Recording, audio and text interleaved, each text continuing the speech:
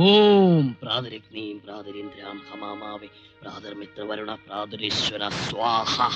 പ്രാതരശ്വന സ്വാഹ. ഓവറക്കരുടെ പട്ടി. ഇനി ഈ ഭാഗത്തുള്ളവരെല്ലാം കൈനീട്ടിക്കൊള്ളൂ.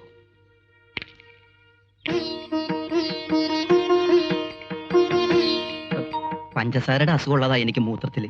അത് ഇതോടെ നിന്നോളൂ. എന്ത് മൂത്രോ? അല്ല നിന്റെ സൂത്രം. കൈ നീട്ടണം.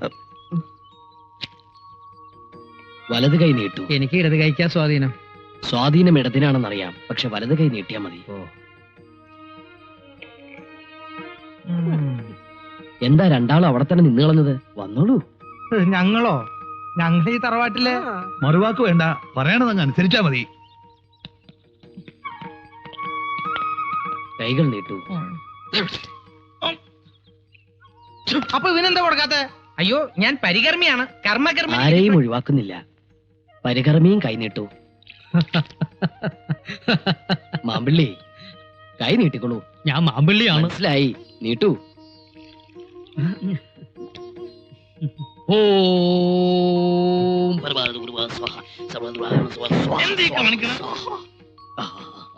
ഇനി എല്ലാവരും അങ്ങടെ മധുരം അങ്ങോട്ട് വായിലേക്കിട്ടണോ? നാം പറഞ്ഞിട്ടേ വിഴുങ്ങാവൂ. ഇതിൽ നിന്നും ഒരു തരി പഞ്ചസാര ആമാശയത്തിലെത്തിയാൽ ആഭരണം മോഷ്ടിച്ച ദുഷ്ടബുദ്ധി ആരോ അവൻ നമ്മുടെ കാൽക്കൽ വീണ് ചോര ഛർദ്ദിച്ച് മരിക്കും. അയ്യോ സ്വാമി, അയ്യോ സ്വാമി, സ്വാമി പറയുന്നതിന് മുമ്പ് ഞാൻ പഞ്ചസാര പിരിഞ്ഞുപോയി സ്വാമി. ആകെ ഇത്തുപൂര ചോരയുള്ള അതെന്നെ കൊണ്ട് ഛർദ്ദിപ്പിക്കരുത് സ്വാമി. കുസൂർ പറഞ്ഞിട്ടാ നിലവറയത് ഞാൻ ആഭരണപ്പെട്ടി മോഷ്ടിച്ചത്. എന്നെ രക്ഷിക്കണം സ്വാമി. ക്ഷമിക്കണം മുത്തച്ഛ, സ്വാമി ഒന്ന് പരീക്ഷിക്കാൻ വേണ്ടി ജയിച്ചതാ. ആഭരണപ്പെട്ടി ഞാൻ ആശ്രമത്തിൽ കൊണ്ടുവച്ചിട്ടുണ്ട്. മാപ്പ് തരണം. മാപ്പ് തരേണ്ടത് ഞാനല്ല, ഈ നിൽക്കുന്ന മഹാത്മാവാണ്. പറയണ മാപ്പ്. മാപ്പ് തരണം സ്വാമി. അവിടുന്ന് വലിയവനാണ്, മഹാ അജ്ഞാനിയാണ്. എനിക്കിപ്പോ ബോധ്യായി.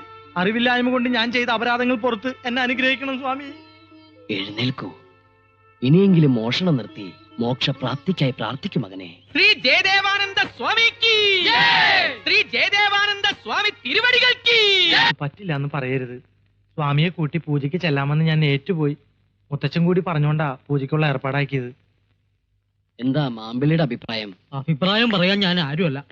ഏതായാലും ബാലഗോപാലൻ ആദ്യമായിട്ട് പറഞ്ഞൊരു ആഗ്രഹമല്ലേ. വൈദ്യരുടെ അഭിപ്രായം അത് തന്നെ.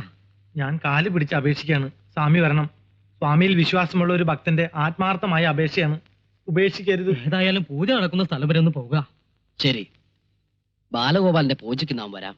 എന്നാ നീ പോയി വേഗം കാറുമായി വരിക.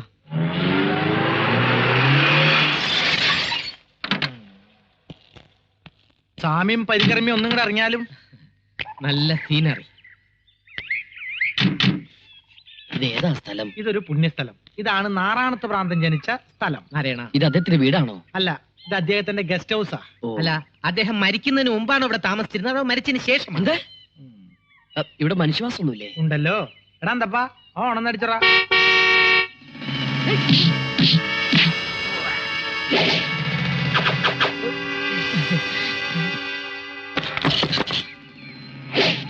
എല്ലാം ഭ്രാന്തന്മാരാണല്ലോ.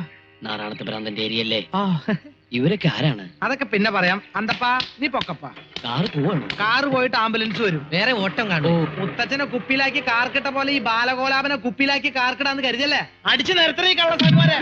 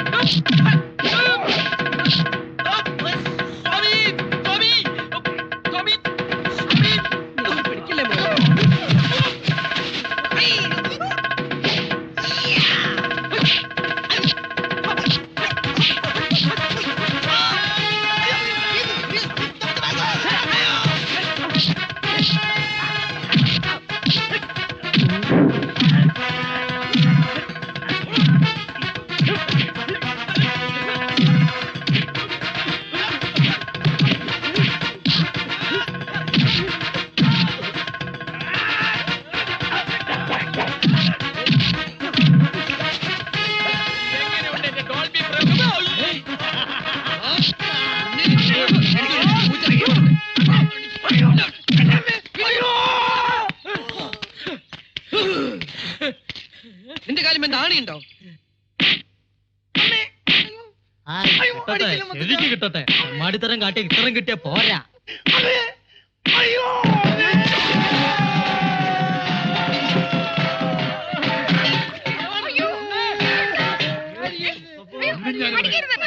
മുത്തശ്ശ വേണ്ട. ആരോടാ നീ കളിച്ചോന്നറിയോ?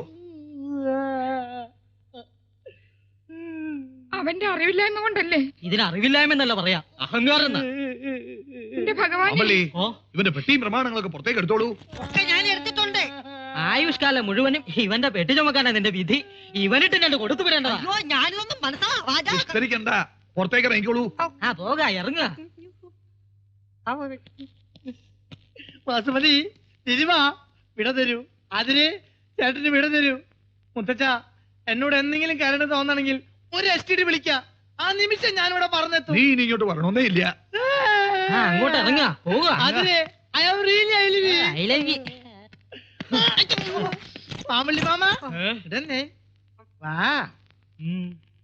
ഇവിടെ കൊണ്ട് അവസാനിച്ചു എന്ന് കരുതണ്ട. മാമന്റെ കള്ളസ്വാമിയുടെ കള്ളക്കളി പൊളിക്കാൻ ഞാൻ ഇനിയും തിരിച്ചു വരും.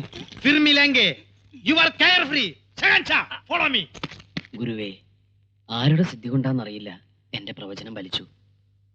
ഇനി ആതിരയുടെ മനസ്സിൽ ഒളിച്ചിരിക്കുന്ന അനന്തനെ പുറത്തു ചാടിച്ച് എന്നെ രക്ഷിക്കണം സ്വാമി. ആതിരയുടെ മനസ്സിൽ ആരൊളിച്ചിരിക്കുന്ന പറഞ്ഞേ? അനന്തൻ. ഇയാള് തപ്പിക്കൊണ്ട് നടക്കുന്ന അനന്തനോ? അവൻ തന്നെ. അവനെന്തിന് ആതിരയുടെ മനസ്സിൽ കയറി ഒളിക്കണം? ഇനി ഒന്നും ഒളിക്കണ്ട, പറഞ്ഞേക്കൂ. മാമ്പിളി ക്ഷമിക്കണം. ആശാനോട് ഞങ്ങളൊരു കാര്യം മറച്ചു വെച്ചു. ബാലഗോപാലിനെ ഓടിക്കുക, ഭാർഗവന്റെ രാഘവന്റെ കണ്ണിപ്പെടാതിരിക്കുക. ഇത് കൂടാതെ ഒരു ഉദ്ദേശം കൂടി ഇവിടെ കഴിയുന്നതിന്റെ പിന്നിൽ എനിക്കുണ്ടായിരുന്നു. എന്താ? ആതിരയുടെ വിശ്വാസം നേടിയെടുത്ത് കാമുകനായ അനന്തൻ എവിടെയുണ്ടെന്ന് അറിയില്ല. എന്ത് അസംബന്ധം നിങ്ങൾ പറയുന്നത്? ആതിരക്കുട്ടിക്ക് അങ്ങനെ ഒരു കാമുകനില്ല. ഉണ്ടെങ്കിൽ ഞാനത് അറിഞ്ഞാനേ. ആതിരയായിരിക്കും. മാമ്പിളിയെ കണ്ട ചിലപ്പോ കുട്ടി സത്യം പറഞ്ഞൊന്നും വരില്ല. ആശാനോട് മാറിക്കോളൂ.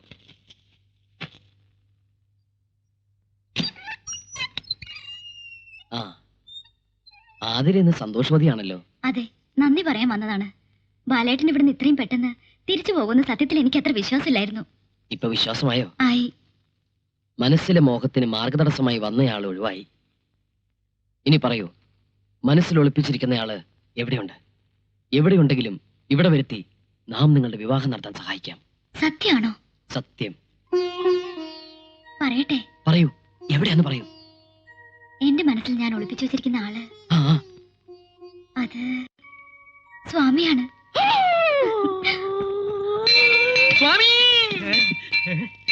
ആതിരയ്ക്ക് ഇങ്ങനെ ഒരുത്തനുമായിട്ട് ബന്ധമുണ്ടാവാൻ വഴിയില്ലെന്ന്. അപ്പൊ നീ എന്താ പറഞ്ഞത്? അവര് തമ്മിൽ ഫോണിൽ സംസാരിക്കാറുണ്ട്, കത്തെഴുതാറുണ്ട്. എന്നിട്ട് ഇപ്പൊ എന്താ? സ്വാമിയുടെ സ്ഥാനത്ത് ഞാനായിരുന്നെങ്കിൽ ആ പെണ്ണിനെയും തട്ടിക്കൊണ്ടുപോയി രജിസ്റ്റർ മാരേജും കഴിച്ച് വല്ല കൊടൈക്കനാലിലും പോയി ഡോൾബി തുടങ്ങി കഴിഞ്ഞാന്. എന്താ? അല്ല, ഹണിമൂൺ. പെണ്ണ് കെട്ടി പുറത്ത് നടത്താനല്ല ഞാൻ ഈ നാട്ടിലൊന്ന്. മനസ്സിലായോ? സംഗതിയൊക്കെ ശരി തന്നെ. പക്ഷെ ഇങ്ങനെ ഒരു ഗോൾഡൻ ചാൻസ് കിട്ടിയ സ്ഥിതിക്ക് എന്തൊക്കെ പറഞ്ഞാലും ഇനി ഇവിടെ വിഡ്വേഷം കെട്ടിയേക്കുന്നതിൽ ഒരർത്ഥമില്ല. അർത്ഥമില്ലെന്ന് അങ്ങ് തീർത്ത് പറയാൻ വരട്ടെ. അതെ, അനന്തൻ ജയദേവനോട് പറഞ്ഞ കാര്യങ്ങളും ആതിര ഇപ്പോൾ പറഞ്ഞതും പരസ്പര വിരുദ്ധമാണ്. ഇതിൽ എന്തൊക്കെയോ ദുരൂഹതകളുണ്ട്. അതുകൊണ്ട് തന്നെ അനന്തൻ ആതിരയെ തിരക്കി വരാനുള്ള സാധ്യത ഇനിയും നമുക്ക് തള്ളിക്കളയാൻ പറ്റില്ല. എന്തായാലും പെട്ടെന്ന് ആശ്രമം വിട്ട് പോരുന്നത് അത്ര പന്തിയല്ല. ഒന്നുമില്ലെങ്കിലും ഇത്രയും നാൾ ഭോജനം കഴിച്ചതിന്റെ നന്ദിയെങ്കിലും കാണിക്കണ്ടേ? പിന്നെ എവിടെ ഒളിച്ചിരുന്ന് അനന്തനെ കണ്ടുപിടിക്കാൻ ശ്രമിക്കുന്നതിലും സേഫ് അല്ലേ ആശ്രമത്തിൽ തന്നെ താമസിച്ച് അന്വേഷണം തുടരുന്നത്? മാത്രമല്ല, ആരോടും ഒന്നും പറയാതെ പെട്ടെന്ന് അങ്ങോട്ട് മുങ്ങിയ വൈദ്യർക്ക് വല്ല സംശയം തോന്നിയാലോ? പോലീസിലെങ്ങാനും വല്ല കംപ്ലൈന്റും കൊടുത്താ ചിലപ്പോ നമ്മളൊക്കെ കുടുങ്ങിന്ന് വരും. ഞാൻ പോയി നോക്കിട്ട് വരാം. പോലീസിന്റെ കാര്യം പറഞ്ഞോളൂ, അപ്പോഴേക്കും ജീപ്പ് കിടത്തിയോ? അയ്യോ പ്രേമദാസ, ആ കാലമാണന്മാർ ഇവിടെ എത്തി. എവിടെയെങ്കിലും ഒളിക്കണം. ഞാൻ പോയി നോക്കിട്ട് വരാം.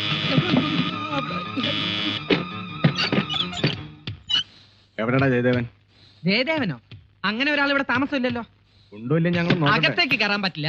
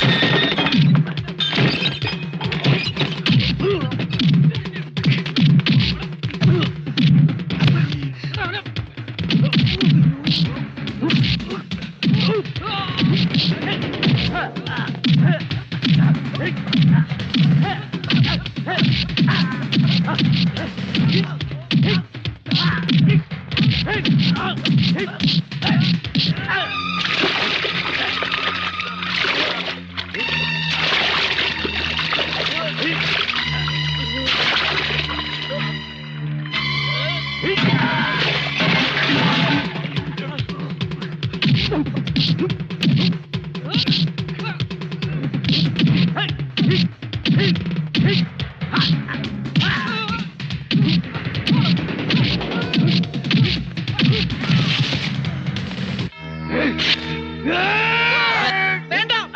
അവനെ കൊല്ലരുത്. ജയദേവൻ എവിടെ ഉണ്ടെന്ന് ഞാൻ പറഞ്ഞുതരാം.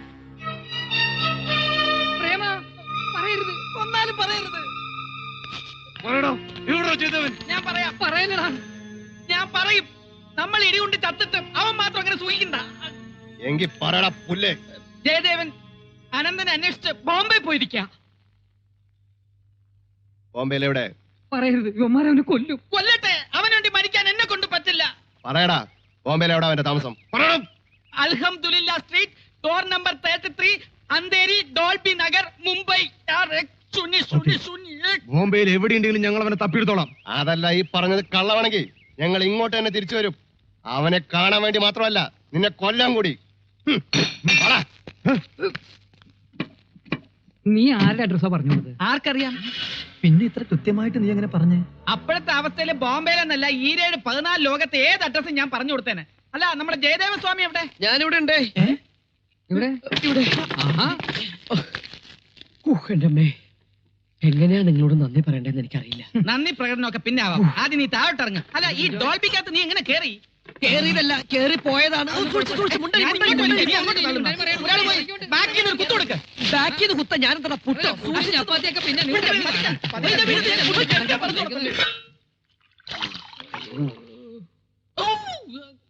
ഇടി കൊണ്ടാലെന്താ ജയദേവാനന്ദ സ്വാമികളിലെ ആവി പിടിച്ചു തരുന്നത്? ജയദേവ, ഈ പറമ്പിൽ അസലമാവുന്ന മുറിച്ചോളൂ.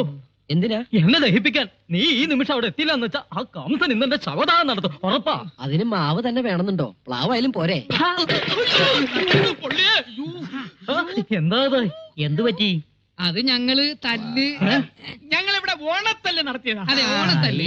എങ്കി എന്നെ കൂടി വിളിക്കായിരുന്നില്ലേ? ഞാനും കൂടെ കൂടായിരുന്നല്ലോ. ശരിയാ, മാമ്പിള്ളിയും കൂടി വേണമായിരുന്നു. വിഷമിക്കണ്ട, ഒരാഴ്ചക്കുള്ളിൽ ഈ തല്ലിന്റെ ഫൈനൽ റൗണ്ട് ഉണ്ടാവും. കൊള്ളാൻ വരണേ. അതെ.